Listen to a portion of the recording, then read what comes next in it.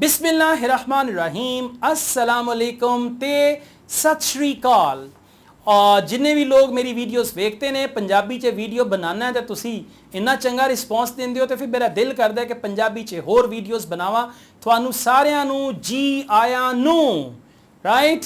Okay, इस video च मैं तुहानू दसना है कि स्पीकिंग टेस्ट आपां किदां देना है राइट। स्पीकिंग टेस्ट च साडे अंदर कॉन्फिडेंस किदां आऊगा, यानी असी किस तरह अपने आप को कॉन्फिडेंट करना है ते स्पीकिंग टेस्ट आस्ते अपने आप को किस तरह प्रेजेंट करना है एग्जामिनर अगे।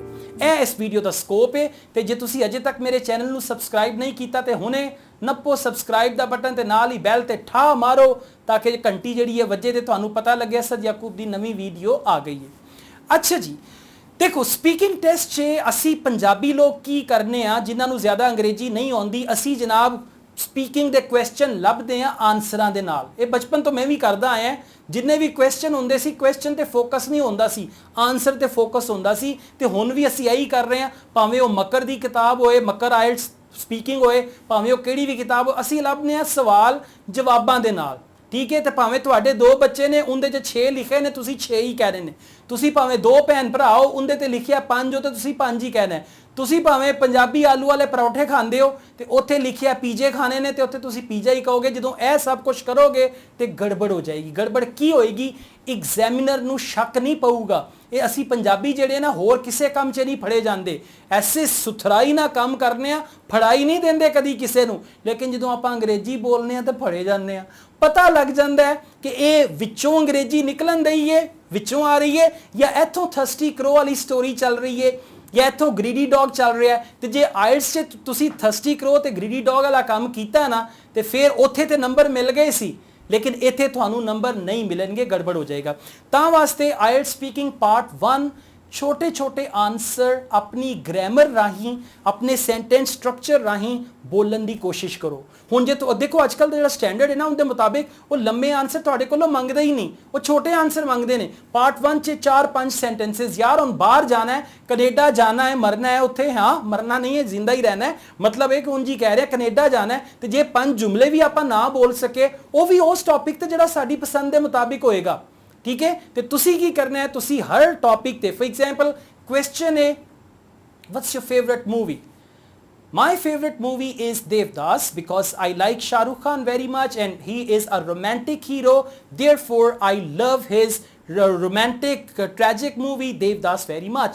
4-5 छोटे छोटे जुमले मुंह ते मार दियो कस के, हैं जट्टा ने जट्टा वाली करनी है फिर। ठीक है, तो जे तुसी याद करोगे फिर सवाल कुछ होर होगा तो आंसर थोड़ा कुछ होर होगा। पता है ना, वो एक स्टूडेंट सी उन्हें जनाब माई फेवरेट टीचर तो ऐसे याद कर लिया, उत्थे आ गया माई फादर, तो उन्हें क्या ठीक है यही ला देने हैं, there are many fathers in the world but I like my father very much right, and then father ते टीचर एंड ऑल दैट। ठीक है, तो ये जरा हुण तुसीं ध्यान रखना है कि वो पता नहीं फादर ते सी टीचर सी ते कोई भी रट्टिया होया आंसर ना होए। अपने कोलों छोटे छोटे सेंटेंसिस बनाओ, उन्होंने एक्सप्लेन करो, वधिया बैंड मिलणगे। इनकी बजाय कि तुसी रट्टे ला ला के लंबे लंबे आंसर बोली जा रहे हो, वो तुहानू उंज ही चुप करा देंदे ने। ये जिन्हां स्टूडेंट्स का 5-5 6-6 मिनट का टेस्ट हो रहा उनके च रौला ही आई है कि वो रट्टे हुए आंसर, यानी क्वेश्चन कुछ होर होंदा है जवाब उनका कुछ होर होंदा है। कहानी आ गई ग्रीडी डॉग दी, वो जवान लिखन दिया थर्स्टी करो, बाद च कहंदे इहदे च भी एंड ते कुत्ता आंदा है ओके, कुत्ता कां नूं उड़ा दिंदा है, ते इंज नहीं होना चाहिए। ठीक है, या उन्हें की कीता, उन्हें कां दी जगह ते कुत्ते नूं पाता कि once there was a dog and the dog was thirsty, it was flying here and there in search of water। उन्हें कहा जी आजकल मशीनी दौर है, उड़न वाले कुत्ते भी आ गए ने। इमेजिन करो उत्थे कुत्ता भौंकदा हुआ जा रहा बहु बहु एंड तुसी कह रहे हो भाई वड ना लई। Anyways, so answers should be to the point according to the question, short answers in speaking part 1। समझे ओके नहीं? गुड। अच्छा हुण पार्ट 2 च की करना है। पार्ट 2 च सब तो पहला तो तुसी टॉपिक नू पढ़ते जाना है तो आपकी आउटलाइन बनाते जाना है। इत्थे एक लाइन पढ़ी, इत्थे एक लाइन लिखी, इत्थे दूजी लाइन पढ़ी, इत्थे दूजी लाइन लिखी, इत्थे तीजी लाइन पढ़ी, इत्थे तीजी लाइन लिखी, इत्थे चौथी लाइन पढ़ी क्यू कार्ड दी, इत्थे चौथी लाइन लिखी, बाद च दोवां नू सामने रख के अद्धे मिनट च मैच कर लिया, रला लिया। तो जो अपना एग्जामिनर हराने कहना you now have to speak on the topic for 1 to 2 minutes, तो इत्थे जनाब जट तैयार बैठा है, कौर तैयार बैठी है कि हाँ भैया ਇੱਥੋਂ ਇੱਕ ਲਾਈਨ ਵੇਖੀ, ਇੱਥੋਂ ਇੱਕ ਲਾਈਨ ਵੇਖੀ, ਬੋਲਣਾ ਸ਼ੁਰੂ ਕਰਤਾ। ਫਿਰ ਬੋਲਦਿਆਂ ਹੋਇਆਂ ਹੀ ਜਾਂ ਤੇ ਕਿਊ ਕਾਰਡ ਵੇਖ ਲਓ ਜਾਂ ਆਪਦੀ ਜਿਹੜੀ ਲਾਈਨ ਲਿਖੀ ਨੇ ਉਹਨਾਂ ਨੂੰ ਵੇਖਿਆ, ਦੂਜੀ ਲਾਈਨ ਵੇਖੀ, ਉਹਦੇ ਤੇ ਬੋਲਣਾ ਸ਼ੁਰੂ ਕਰਤਾ। ਤੇ ਇਹ ਤਾਂ ਹੋਏਗਾ ਜੇ ਤੁਸੀਂ ਛੋਟੇ-ਛੋਟੇ ਜੁਮਲੇ ਬਣਾਓਗੇ। ਕੁਝ ਵੀ ਮੁਸ਼ਕਿਲ ਨਹੀਂ ਹੈ ਯਾਰ, ਬਹੁਤ ਆਸਾਨ ਹੈ। ਛੋਟੇ-ਛੋਟੇ ਜੁਮਲੇ ਬਣਾ ਕੇ ਸਾਦਾ ਜੀ ਅੰਗਰੇਜ਼ੀ ਬੋਲ ਕੇ ਤੁਹਾਨੂੰ ਚੰਗਾ ਬੈਂਡ ਮਿਲ ਜਾਏਗਾ। ਮੇਰੀ ਤੁਸੀਂ ਅੰਗਰੇਜ਼ੀ ਵਾਲੀ ਵੀਡੀਓਜ਼ ਵੇਖੀਆਂ ਹੋਣਗੀਆਂ, ਕਿੰਨੀ ਸਾਦਾ ਮੇਰੀ ਇੰਗਲਿਸ਼ ਹੈ, ਉਹਦੇ ਤੇ ਮੈਨੂੰ 8 ਬੈਂਡਾਂ ਮਿਲੀਆਂ ਸੀ।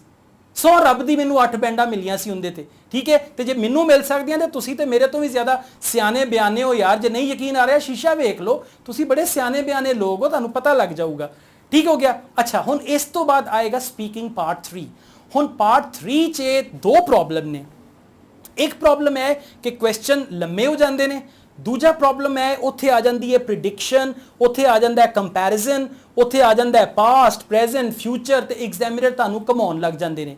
ਇਹ ਅੱਜ ਮੇਰੇ ਕੋਲ ਇੱਕ ਸਟੂਡੈਂਟ ਆਇਆ ਸਾਊਦੀ ਅਰਬ ਤੋਂ, ਕਹਿ ਰਿਹਾ ਸੀ ਉੱਥੇ ਉਹਨਾਂ ਦੀ ਮਰਜ਼ੀ ਹੈ, ਕਿਸੇ ਦਾ ਸਪੀਕਿੰਗ ਟੈਸਟ 40-40 ਮਿੰਟ 'ਚ ਵੀ ਚਲਾ ਜਾਂਦਾ ਹੈ, ਕਿਸੇ ਨੂੰ 10 ਮਿੰਟਾਂ 'ਚ ਵੀ ਫਾਰਗ ਕਰ ਦਿੰਦੇ ਨੇ। ਬਸ ਉਹਨਾਂ ਨੂੰ ਪਸੰਦ ਆਉਣ ਦੀ ਗੱਲ ਹੈ, ਜਿਹੜਾ ਪਸੰਦ ਆਏ ਫਿਰ ਉਹਨੂੰ ਬਿਠਾਉਂਦੇ ਨੇ, ਚਾਹ ਵੀ ਨਹੀਂ ਪਿਆਉਂਦੇ, ਨਾਲ ਬਿਸਕਿਟ ਵੀ ਨਹੀਂ ਖਵਾਉਂਦੇ, ਨਾਲ ਬਾਅਦ 'ਚ ਰੋਟੀ ਦਾ ਵੀ ਨਹੀਂ ਪੁੱਛਦੇ, ਬੜੀ ਸੇਵਾ ਕਰਕੇ ਭੇਜਦੇ ਨੇ ਉਹਨਾਂ ਨੂੰ। Okay, just joking. So speaking part 3 'ਚ ਸਭ ਤੋਂ ਵੱਡਾ ਚੈਲੰਜ ਹੈ ਕੁਐਸਚਨ ਨੂੰ ਅੰਡਰਸਟੈਂਡ ਕਰਨਾ। ਤੇ ਇਹ ਤੁਸੀਂ ਕਰਨਾ। ਜੇ ਕੁਐਸਚਨ ਸਮਝ ਨਹੀਂ ਆਇਆ ਤੇ ਤੁਸੀਂ ਆਪ ਦਾ ਆਨਸਰ ਸ਼ੁਰੂ ਨਹੀਂ ਕਰਨਾ ਕਿ ਕੁਐਸਚਨ ਅਜੇ ਆਇਆ ਹੀ ਨਹੀਂ ਤੇ ਤੁਸੀਂ ਪਹਿਲੇ ਹੀ ਕਿਹਾ ਲੈ ਵੀ ਇਹ ਤੇ ਮੈਨੂੰ ਗ੍ਰੀਡੀ ਡੌਗ ਹੀ ਲੱਗ ਰਹੀ ਹੈ, ਲੈ ਵੀ ਇਹ ਤੇ ਮੈਨੂੰ honesty is the best policy ਲੱਗ ਰਹੀ ਹੈ। ਇੰਜ ਨਹੀਂ ਕਰਨਾ, ਸਵਾਲ ਨੂੰ ਸਮਝਣਾ। ਤੇ ਜੇ ਸਵਾਲ ਸਮਝ ਨਹੀਂ ਆਇਆ ਪਾਰਟ 3 'ਚ, ਐਗਜ਼ਾਮੀਨਰ ਨੂੰ ਬੜੇ ਪਿਆਰ ਨਾਲ ਤੁਸੀਂ ਕਹਿਣਾ, excuse me, will you please repeat the question. They will repeat the question. Wording change नहीं करेंगे लेकिन क्वेश्चन रिपीट कर देंगे।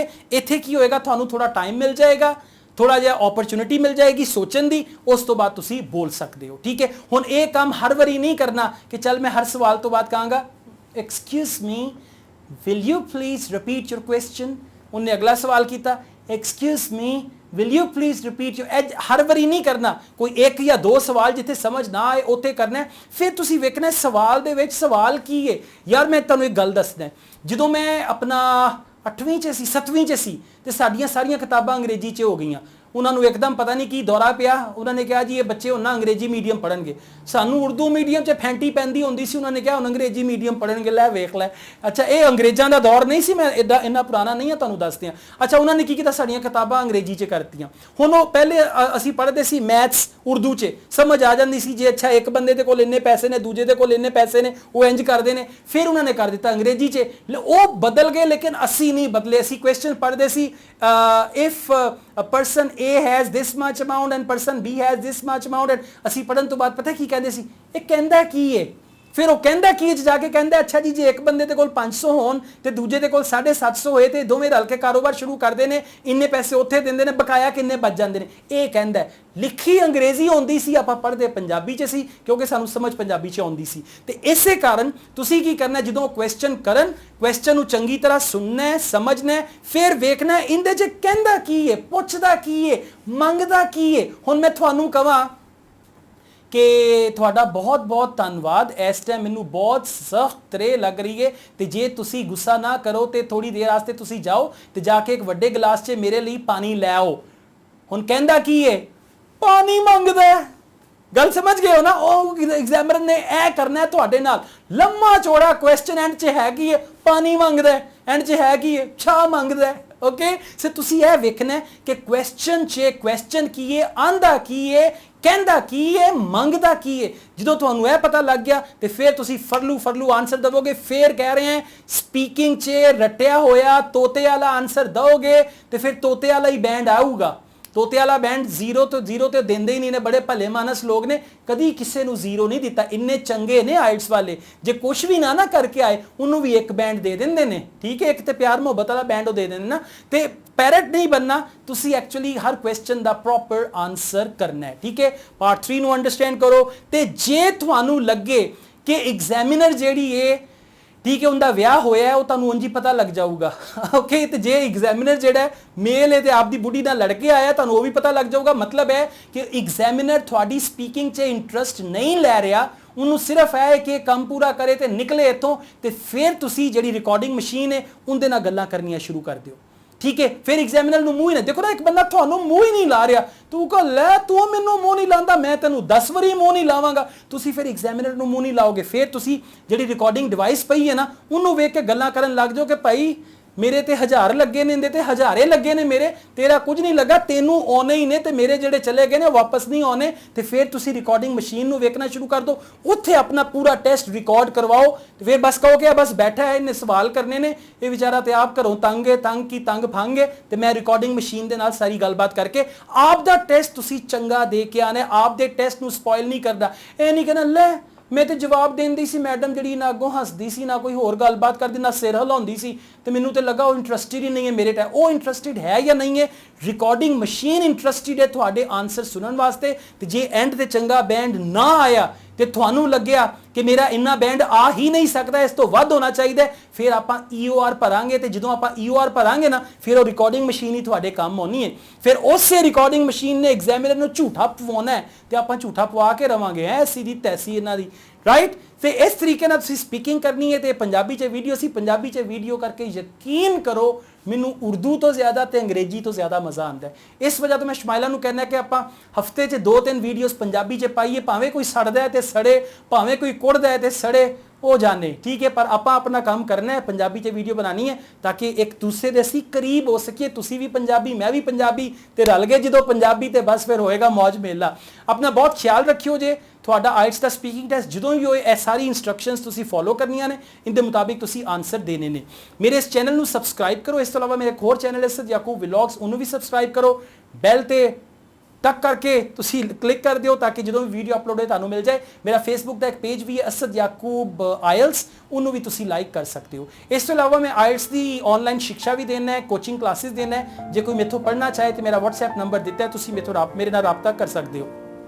ਗਲਾ ਬਹਿ ਗਿਆ ਮੇਰਾ, ਲੇਕਿਨ ਅੰਦਰ ਦੀ ਐਕਸਾਈਟਮੈਂਟ ਨਹੀਂ ਮੁੱਕ ਗਈ। ਉਹ ਬਾਜ਼ ਕਦ ਹੁੰਦਾ ਨਾ ਪਟਾਖਾ ਚੱਲ ਗਿਆ, ਅੰਦਰ ਦਾ ਸਾਰਾ ਬਰੂਦ ਮੁੱਕ ਗਿਆ, ਪਰ ਅਜੇ ਵੀ ਅੰਜਨ ਝਟਕੇ ਲੈ ਰਿਹਾ ਕਿ ਮੈਂ ਕੁਝ ਕਰਨਾ ਹੈ। ਤੇ ਮੇਰੇ ਵੀ ਅੰਦਰ ਦਾ ਬਰੂਦ ਮੁੱਕ ਗਿਆ, ਗਲਾ ਮੇਰਾ ਬਹਿ ਗਿਆ, ਲੇਕਿਨ ਫਿਰ ਵੀ ਮੈਂ ਝਟਕੇ ਲੈ ਰਿਹਾ ਕਿ ਨਹੀਂ ਯਾਰ ਮੈਂ ਕੁਝ ਕਰਨਾ ਹੈ, ਕਿਉਂਕਿ ਮੈਂ ਪੰਜਾਬੀ ਬੋਲ ਰਿਹਾ ਤੇ ਜਿਹੜੇ ਮੇਰੇ ਪੰਜਾਬੀ ਭਰਾ ਨੇ, ਪੰਜਾਬੀ ਭੈਣਾਂ ਨੇ, ਉਹਨਾਂ ਵਾਸਤੇ ਕੁਝ ਕਰਨਾ ਹੈ। Thank you very much guys.